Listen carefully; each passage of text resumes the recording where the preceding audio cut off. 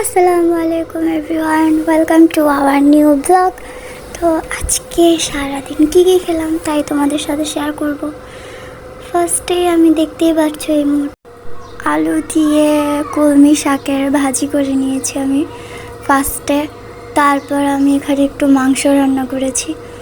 তো এটা গরুর মাংসটাকে ভালোভাবে, এটা অবশ্যই আমাদের কোরবানির মাংস, তো এটাকে ভালোভাবে ধুয়ে পরিষ্কার করে নিয়ে তারপর আদা রসুন, গরম মশলা বাটা, আদা রসুন বাটা, তারপর জয়ফল জয়ত্রী বাটা, তারপর ধনিয়ার গুঁড়া, জিরার গুঁড়া, হলুদের গুঁড়া, মরিচের গুঁড়া, লবণ, এগুলো দিয়ে ভালোভাবে একটু সামান্য তেল দিয়ে মেখে নিয়েছি আমি। ভালোভাবে মেখে নিয়ে তারপর এটাকে আমি প্রেশার কুকারের মধ্যে সিদ্ধ করে নিয়েছি। মাংসটাকে সিদ্ধ করে নেওয়ার পর তো হয় না, তারপর আবার একটু একদম ভুনা, যেহেতু আমি মাংসটাকে ভুনা করব, তার জন্য আমি এটার মধ্যে সামান্য কিছু আলুও দিয়েছিলাম। তো দেখতেই পাচ্ছি এখানে আমি এখন এটাকে মেখে নেব। ও হ্যাঁ, আমি পেঁয়াজও দিয়েছিলাম এর সাথে একবারে।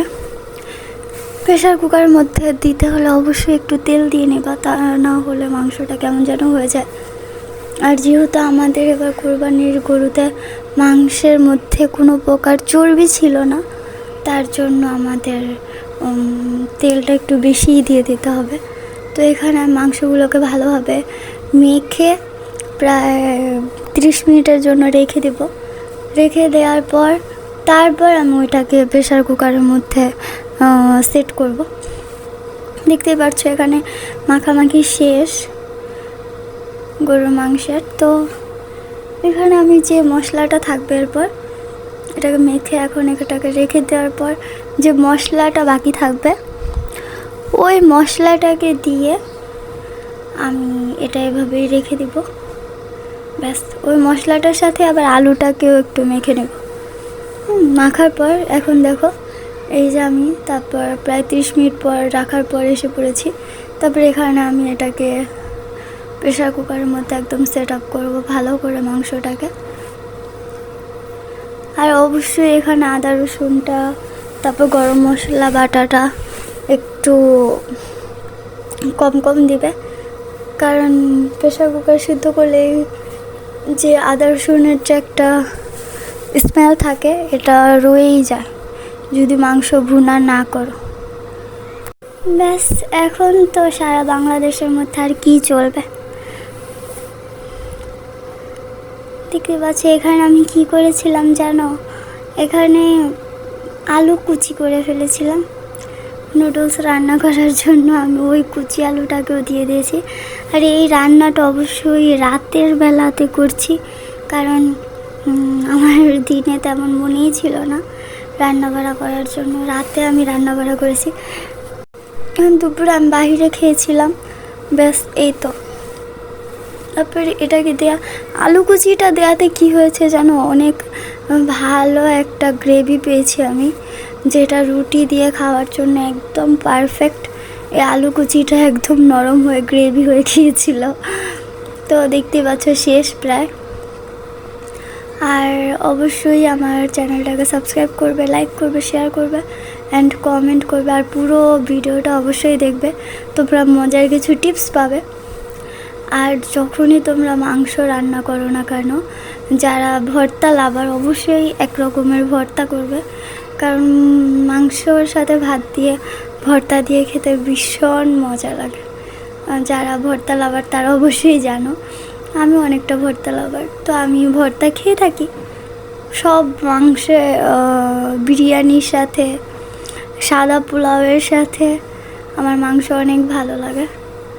আর সাথে ভর্তা মাস্ট। তো দেখতেই পাচ্ছ আমার এখানে সেদ্ধ হয়ে গিয়েছে প্রেশার কুকারের মধ্যে মাংসটা। আমি মাত্র 6টা সিটি দিয়েছিলাম, ব্যাস হয়ে গেছে মাংস। এখন এই যে পানিটা, ঝোলটা, এটাকে আমি একদম শুকনো করে ফেলবো। এ দেখো আমার লাস্টের লুকটা কীরকম লোভনীয় এসছে।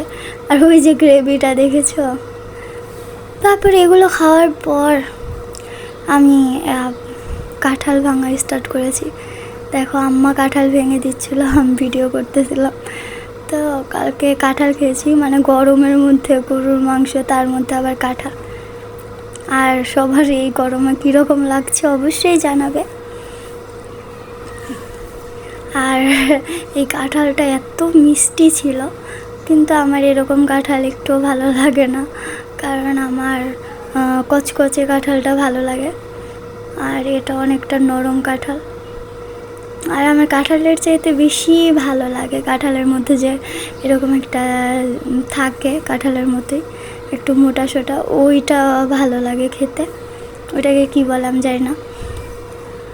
তারপর আমি এখানে আম্মাকে বলছিলাম একটু মরিচ ভর্তা করে দিতে, তো আম্মা এখানে মরিচ ভর্তা করতেছিল, দেখতে পাচ্ছ। আর তোমরা কি জানি না, মরিচ ভর্তার মধ্যে অবশ্যই একটা কাঁচা পেঁয়াজ দেবে।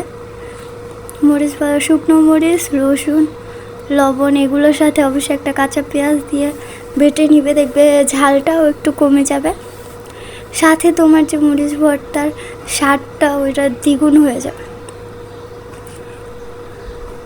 আমি বলার সাথে সাথে এখনই আমার আবার খেতে ইচ্ছে করছে। ব্যাস, সকালে যে শাকটা রান্না করেছিলাম ওই শাকটা দেখো, কলমি শাক আলু দিয়ে, তারপর সবুজ ভর্তা করেছিলাম, পাতা কিছু কদু পাতা ভর্তা করেছিলাম, মরিচ ভর্তা, ভাত, এগুলো দিয়ে খেয়েছি। পরে মাংস খাওয়ার যে ক্লিপটা ওইটা আমি নিতেই পারিনি। তো থ্যাংক ইউ গাইস, ভালো থাকবে, সুস্থ থাকবে, আর অবশ্যই আমাকে সাপোর্ট করবে। Thank you.